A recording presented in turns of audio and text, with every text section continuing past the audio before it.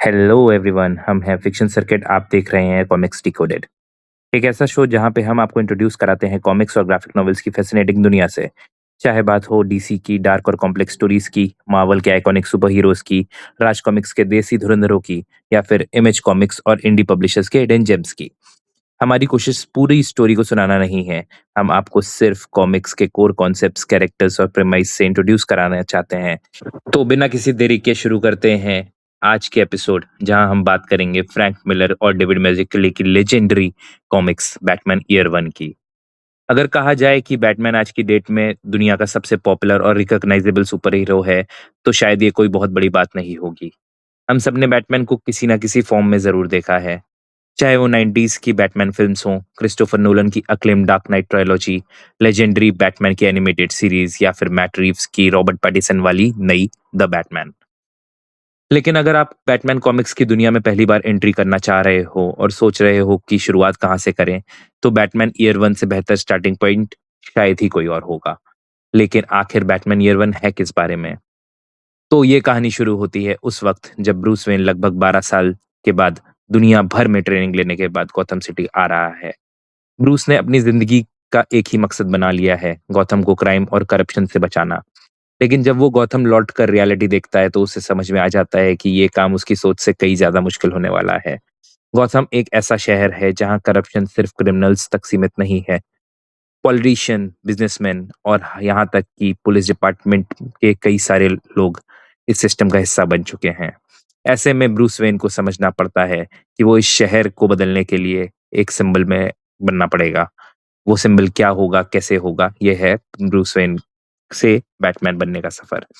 लेकिन ईयर 1 सिर्फ Bruce Wayne की कहानी नहीं है। इस कॉमिक्स का एक दूसरा इक्वली इंपॉर्टेंट कैरेक्टर है James Gordon. James Gordon Gotham police department में नई पोस्टिंग लेकर आ रहा है। वो एक ऑनेस्ट और प्रिंसिपल्ड पुलिस ऑफिसर है, लेकिन जल्द ही उसे पता चल जाता है कि गौथम का सिस्टम कितना ज्यादा करप्ट है।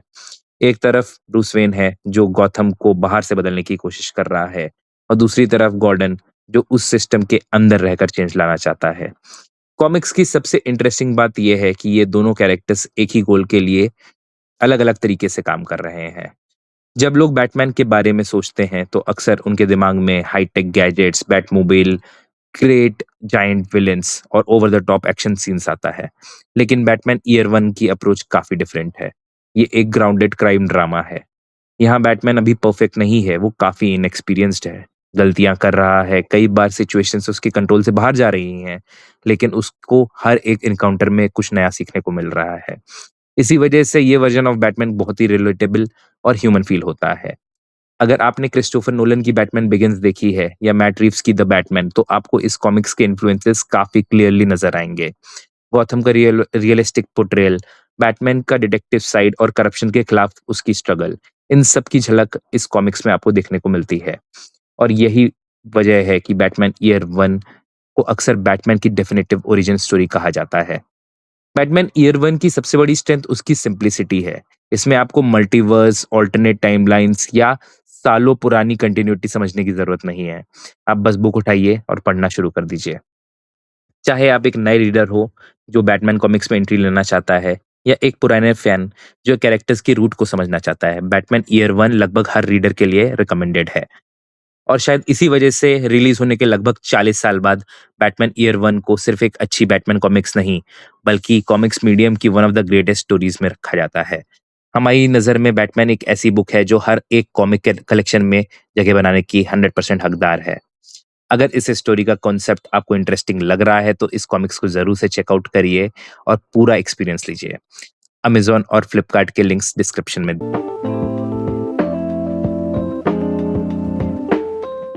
वीडियोस बनाने हैं, फिल्मोरा है ना।